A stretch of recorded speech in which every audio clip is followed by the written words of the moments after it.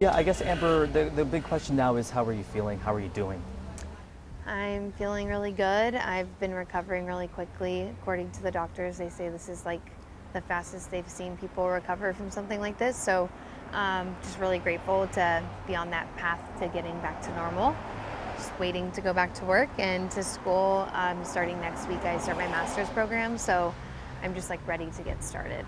I mean, how crazy the fact that you survived. How rare is that? Did they tell you? The doctors in the hospital were saying it's like a 1 in a million chance just because of the amount of electricity. I think it was like 6 strikes in half of a second hit that tree. So, like, we all absorbed that.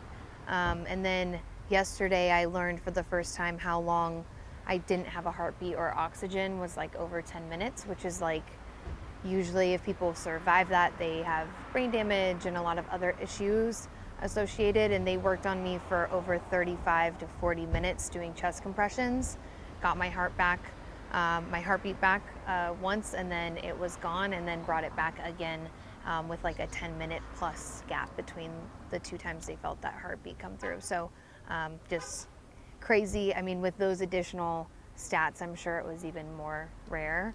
I just feel really lucky, regardless of the number. If it was like half of people, I would still feel just as grateful, I think, as I do now. What did you suffer? So I have burns all down my left side of my body. That's why I'm wearing a very large dress right now, so that it doesn't rub and hurt. So I have burns basically from, I have my wrist and stuff because my watch, that, not this one, RIP, was on this side. Kind of like blue here, and then I have burns here, and then it goes all the way down through this side. I have some burns on this side, but the main pain is my nerve damage. So I'm supposed to be using a walker, which is over there right now because I don't want to. I don't feel the need to right now, but my toes to my hips basically feel like pins and needles.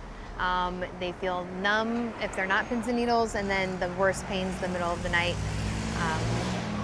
when it feels like 10,000 grains of sand moving through one pore, but all at the same time. So that's when the pain's really bad. That's usually in the evening. But how would you describe the pain? Really awful, but also just grateful to be here. I mean, even when I'm crying in pain, I'm constantly reminding myself that I'm just lucky. So I think that's like important, is to balance out, there's always going to be pain and suffering and sadness, and just to like balance out gratitude with that. I think gratitude is what keeps us going, and it's what allows us to see that bright side, because there always is one. So Every time I've spoken to a survivor of some sort, especially in a casualty like this, do you have survivor's guilt? 100%. I get asked this a lot now, so I feel like most of the time I feel that. I'm not sure why I'm the one that made it. I know that I wasn't the most likely to make it, but I think it's just all luck and chance, and there's no way to explain it. There's really no way. Even the ER nurses that are the reason that I'm here, on top of the ICU nurses and the burn care, of course, like, they kept just looking at me being like, it just doesn't make sense. Like, we don't know. So I think my family, they helped sign over kind of like rights to some of my medical info for research, because they just don't understand why. So I definitely have survivor's guilt, because I feel like if I were to be this lucky, like, I feel everyone should be, but that's not like a choice that I had the power of making, obviously. How do you cope with that? Still coping. I don't know yet. I think therapy is good. Mental health checks is good. Hopefully I get to talk to family members. Obviously, they're going through a lot. I understand, because I'm going through a lot, and I am the lucky one in this situation. So hopefully getting just to like talk to family members and feel that sense of connection. Unfortunately, I don't remember most of anything of that day, except I do remember meeting that couple. I don't remember meeting them huddled under the tree in the rain, but I feel like I met them earlier in the day as they were walking towards the White House to take photos, because I was out there actually like advocating for refugees. So I do my best to stop any stranger and talk to them about the issues of those that are literally fleeing war and violence, being forcibly displaced at no fault of their own. So I think the best way to cope with it is just living every day with, my full heart and making sure I'm doing what I'm passionate about and what I believe in, and, doing that without fear, not saying like dangerously. But in my job, like, you get a lot of rejection. We say for every 10 no's, you're going to find a yes for someone that wants to help, someone across the world that maybe they've never met. And I definitely have zero fear of being told no now. So I'm just going to live life like that. It changes the perspective. 100%. I'm sure you've already answered this many times, but take us back to that day. Why were you, you said you were, advocating, who are you working for? And just the moment that brought you there. So I work for Threshold Giving, which is a grassroots nonprofit. They hold the contract for the International Rescue Committee. So we are the DC, Northern Virginia IRC grassroots team.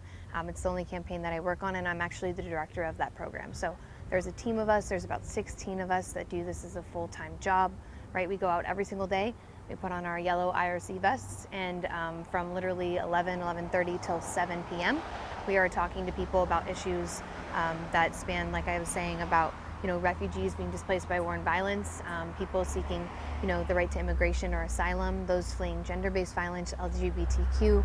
And you said you were talking to the elderly couple. What was the So last I memory? definitely remember calling out to them. We sign up people to become members, right? So at minimum, they have to make a sustainable commitment, a sustainable donation of like $25 a month, which provides 70 life-saving meals for kids with severe acute malnutrition. So when people usually mention that they are retired or if they're out of work, we usually don't push too hard for what we're asking because we want to make sure that we're asking them to commit to something they can do long-term, right?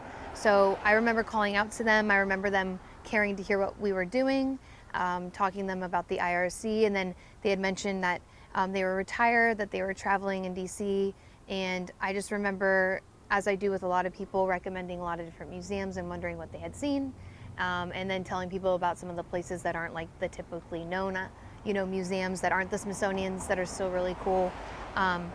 And then I shared with them my experience of going to Wisconsin. We had a family vacation there one year, and I wasn't like the biggest fan. I didn't hate it, but I remember telling them that I loved going to the Green Bay Packers Stadium, and they had mentioned there were some other places that I definitely needed to see that weren't part of that trip. So I definitely plan on going again now, for sure. So you weren't having a conversation with them when the lightning struck? No, I definitely do not remember us being under that tree. So usually I'm on the opposite side of the flowers in the middle across from the White House. So the tree I was on this side. There's usually flowers, and there's another tree, and then the White House is here, and there's that road where you can take the photo in front. I'm usually on this side here, but I'm always with one other person, and we usually have both of us taking traffic from each side, talking to people from both angles. I remember for the last 2 hours that I had moved to the other side, so that we kind of call it our last power hour, but it was more of our last 2 power hours, so that we were having the most contact that we could to kind of separate a little bit and give each other the thumbs up from across the flowers, like, we got this. And so my team member was across from me, and that's the side I remember stopping them on. So to me, that I'm trying to fill in blanks, though, I think that meant they were walking down towards the White House when I stopped them under that initial tree, and then before they had walked back up from taking photos and checking out, maybe, I don't know if they saw the treasury and whatever, that I had already moved to the other side. The thunder had already started, and maybe they were walking back up and they sought shelter under that tree. I feel like I know what you're about to say, but what is it like to be struck by lightning? I don't know. That's a great question, because I don't remember. I'm glad I don't remember. I do know, though, that when I sometimes doze off, because energy levels are kind of weird right now with the medications and stuff, I have had like a bolt of light come at my face, and I feel chest pain, and then I wake up. So a lot of people that were in the nearby vicinity that have kind of tried to tell me what they saw and experienced, they said it was a bright light because they were so close. They didn't actually get to see the strike, they saw the bright light. I know a lot of the camera angles that were further back could see the actual strike. From my perspective, as I gain more of my memory, I'm sure that's not what I'm gonna remember. I'm probably gonna remember the bright light like they did. And unfortunately, it's already finding its way into my sleeping subconscious time, which is a little stressful, but I don't remember. It is definitely painful, because I can tell you that from the post Part of that, being in the ICU for multiple days in the burn center, and every day having to redress my wounds and scrub out burn wounds that are big second-degree wounds with gauze and dial soap is not fun, and that's my daily, task to make sure that they heal properly. So the nerve damage also is not fun. But you woke up in the hospital. Yes, I woke up in the hospital. I don't remember the ICU. I know I was conscious there at some points because supposedly I had seen other people not associated with the event crashing and trying to yell, like, help this person. I was filled in different parts from my family. I don't remember doing that. It sounds very much like me, trying to get myself involved in things that I don't know, being like, help them. But I remember the burn center. So I was in the ICU for 2 days, and then I was in the burn center for 3 days. And I remember the evening of the first day. I definitely remember the second day there.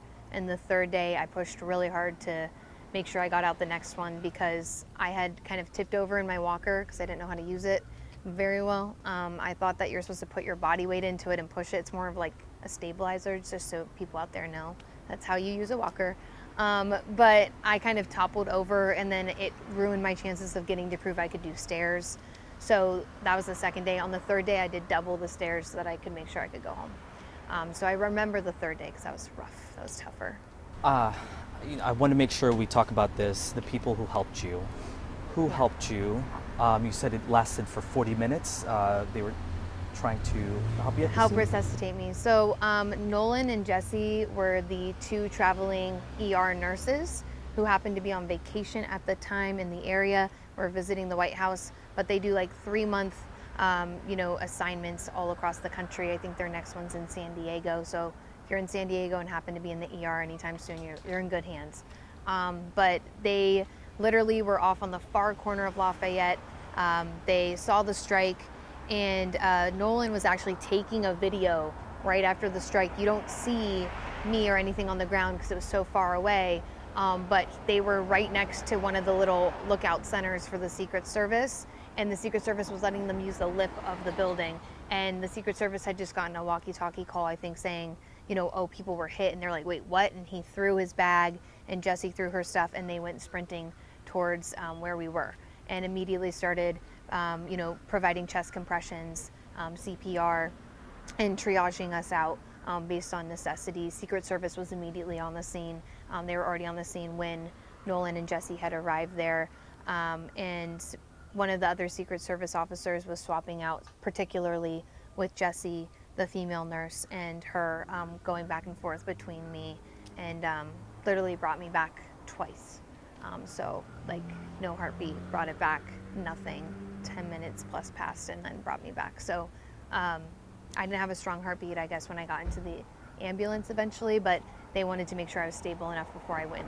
And it was so wet that they couldn't use the ability to shock me at first with the unit that they had until the EMTs arrived with towels and a larger unit. I think I was told that they did that twice before I went into the ambulance as well. So what do you want to say to them? Saved my life. If you could see them again. Oh my gosh, I got to meet Nolan and Jesse and one of the Secret Service officers. I'll get to meet the rest of the team later this month. And also the amazing nurses and doctors at the ICU at MedStar here in Washington, the ER as well, and on top of that, the burn center. I owe you guys everything. Most gratitude in the world. I just have no words. I really have no words. They're just the most amazing people. They're people that run towards danger. They run towards harm. And they made sure I found my way home. And that's the true hero. That's the true story. So I want that focus on them, because without people like that, there is no amazing miracle story. They're the miracle makers. So I want to make sure they're getting the attention they deserve. You're quite thorough. I love this. I don't know if they've ever said that. Is there anything else you'd like to add? Just to make sure that people just hug their families and do what they love and don't waste time.